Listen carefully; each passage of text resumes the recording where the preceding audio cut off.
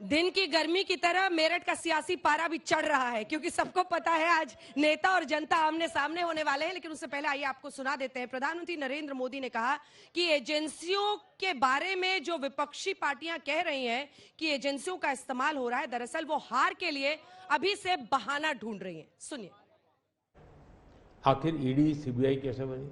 ED वगैरह का आप देखेंगे या इलेक्शन कमीशन का अपने एक कहावत है, नाच न जाने आंगन टेढ़ा, और इसलिए कभी ईवीएम का बहाना निकालेंगे, कभी मूलतः पराजय के लिए वो कुछ रीजनिंग अभी से सेट करने में लगे हैं ताकि पराजय उनके खाते में न चढ़ जाए। तो आइए सवालों की शुरुआत करते हैं। सबसे पहले राकेश त्रिपाठी जी, आपके पास आते हुए पहला प्रश्न यही है। प्रधानमंत्री कह रहे हैं कि तमाम एजेंसियों पर जो विपक्ष का आरोप है कि आप उनका गलत इस्तेमाल कह रहे हैं, प्रधानमंत्री कह रहे हैं हार का बहाना ढूंढ रहे हैं। ये बात तो अपनी जगह है, लेकिन विपक्ष के नेता एक के बाद एक जेल में डाले जा रहे हैं, ये दूसरी सच्चाई है। आरोप ये लग रहा है कि इलेक्टोरल बॉन्ड हो, एजेंसियों का इस्तेमाल हो, इसके जरिए आप विपक्ष के नेताओं को सही मौका ही नहीं दे रहे हैं, जिसकी वजह से वो चुनाव में आपसे मुकाबला कर सके।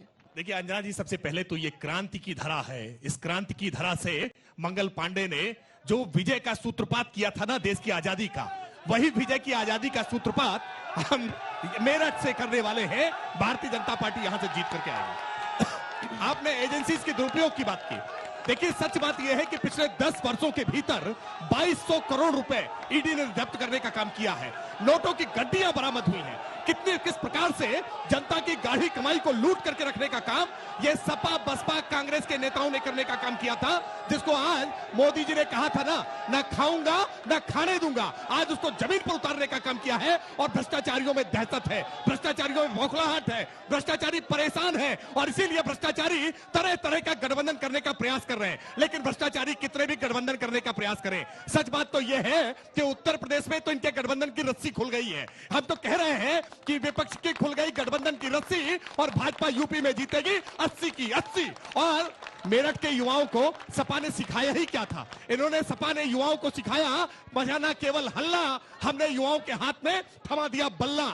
ये ओडीओपी की स्कीम है, हमने सिखाने का काम किया है। वरना सपा के समय में भी एक स्कीम चलती थी, बस छोटी सी बात, सपा के समय में एक स्कीम चलती थी ओडीओएम, वन डिस्ट्रिक्ट वन माफिया। यहाँ मुकीम काला का आतंक कैसे था ये मेरठ के लोग जानते हैं। हमने निजात दिलाने का काम किया है, वन डिस्ट्रिक्ट वन प्रोडक्ट, ये कैंची हो या बल्ला हो, आज हमने मेरठ की पहचान को बहाल करने का काम किया है। चलिए, चूंकि आपने बल्ले की बात की है, एक बार बल्ला दिखा दे। मेरठ का बल्ला बहुत मशहूर है और इसीलिए यहाँ के जो बैट्स है वो एक हिस्से में है और ये कैंचियां यहाँ की बहुत मशहूर हैं, जो लोग बहुत पसंद करते हैं, खरीद कर रखते हैं। हर घर में आपको एक ऐसी कैंची जरूर मिल जाएगी। तो ये भी 2 कारोबार है यहाँ मेरठ के। लेकिन राकेश जी, दादा ले पोता वरते, यही कहते हैं ना यहाँ की कैंची के बारे में। चलिए ठीक है, थोड़ा वैसे ठीक लगा लेते, 80 की 80। चलिए मैं लौटूंगी आपके पास। आपके पास आते हैं। 100 होती समाजवादी पार्टी का क्या पक्ष है? तो हम तो शतक लगाते, हम तो शतक लगाना चाहते थे, लेकिन सीटी 80 है यहाँ। इतना तो है कि आप लोगों का कॉन्फिडेंस, जो आत्मविश्वास था, वो पूरी तरह से टूट चुका है।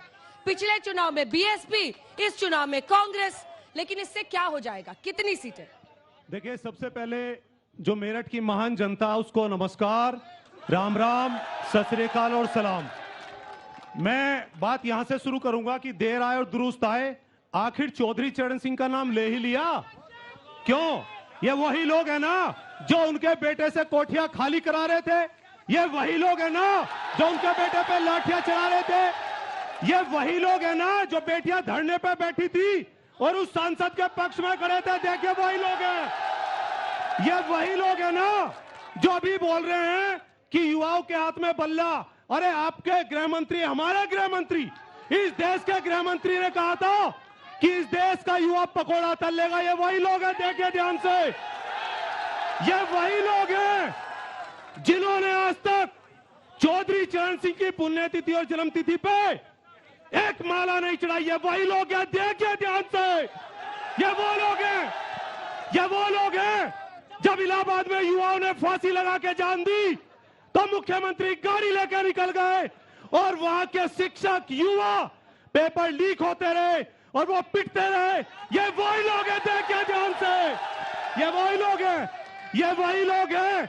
जब शिक्षकों की भर्ती हुई और एक महिला ने अपना सिर मुड़ाया, और हमारे हिंदू धर्म में अगर महिला सिर मुड़ाती है तो इससे शर्मनाक बात कोई नहीं होती। ये वही लोग हैं, देखिए ध्यान से, ये वही लोग हैं, ये वो लोग हैं। मैं बता दूं आपको, एक दो लाइन कहूंगा, ये अयोध्या नहीं है, ये अयोध्या नहीं है, योद्धाओं की लंका है।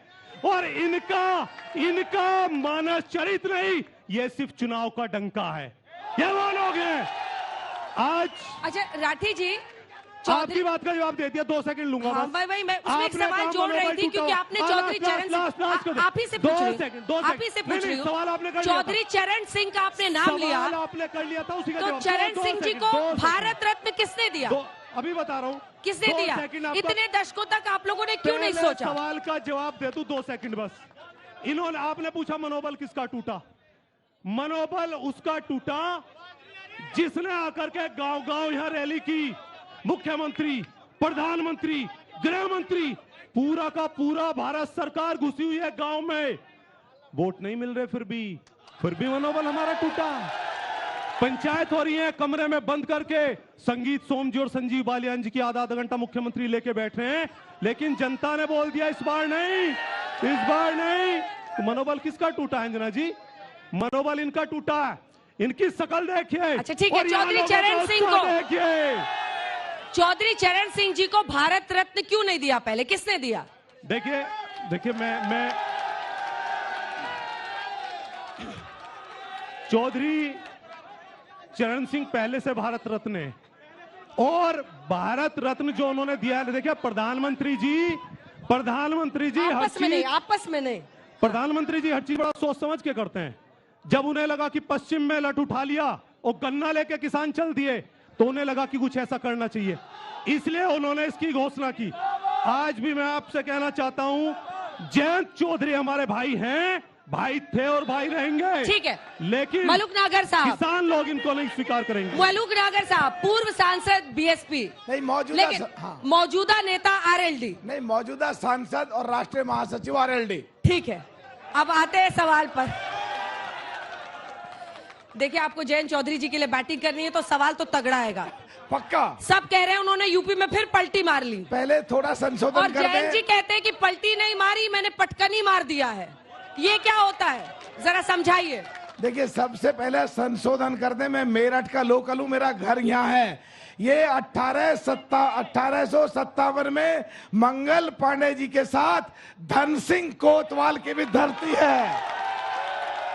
जहां तक बात है पटकने की या पलटने की, हाँ। जो चवन्नी की, और इन लोगों ने, खासकर कांग्रेस ने जो चवन्नी पलटने की जो बात की थी, उस पे ये जैसे को तैसा था, ईंट का जवाब पत्थर से था कि पलटे नहीं है, पटकनी मारी है।